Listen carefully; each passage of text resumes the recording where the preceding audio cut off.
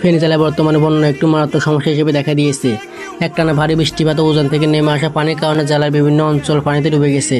গ্রামীণ এলাকাগুলো, রাস্তাঘাট, বাসাবাড়ি, কৃষিজমি ও শিক্ষা প্রতিষ্ঠান ডুবে যাওয়ায় মানুষের স্বাভাবিক জীবনযাত্রা ভীষণভাবে ব্যাহত হয়েছে।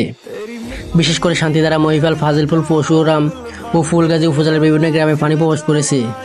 অনেক পরিবার ঘরবাড়ি ছেড়ে আশ্রয় কেন্দ্রে অবস্থান নিতে বাধ্য হয়েছে। রাস্তাঘাট কাদাযুক্ত ও ডুবে যাওয়ায় যোগাযোগ ব্যবস্থা ভেঙে পড়েছে। বিদ্যুৎ সংযোগ বন্ধ থাকায় দুর্ভোগ আরও বেড়ে গেছে। এছাড়াও কৃষকেরা চরম ক্ষতির মুখে পড়েছেন। বৃষ্টি পানিতে পাকা ধান, সবজি ক্ষেত ও মৎস্য খামার তলিয়ে গেছে। শিক্ষা প্রতিষ্ঠান বন্ধ হয়ে গেছে। শিশুরা পড়াশোনা থেকে বিচ্ছিন্ন হয়ে পড়েছে। এই অবস্থায় প্রশাসনের পাশাপাশি সাধারণ মানুষকেও মানবিক দৃষ্টিভঙ্গি নিয়ে এগিয়ে আসতে হবে। ত্রাণ, শিক্ষা, চিকিৎসা ও নিরাপদ পানি সরবরাহ নিশ্চিত করতে জরুরি ভিত্তিতে উদ্যোগ নিতে হবে। এই সঙ্গে এই ধরনের দুর্যোগ মোকাবিলায় দীর্ঘমেয়াদী পরিকল্পনা প্রণয়ন করা অত্যন্ত জরুরি। প্রকৃতির এই রৌদ্রমূর্তি আমাদের আবারও চোখে আঙ্গুল দিয়ে দেখিয়ে দিল জলবায়ু পরিবর্তনের প্রভাব কতটা বাস্তব ও বিপজ্জনক। এখন এই সময় আমাদের সচেতন ও দায়িত্বশীল হয়ে কাজ করা। এই ভিডিওটা সবার কাছে শেয়ার করে দিন। আসসালামু আলাইকুম।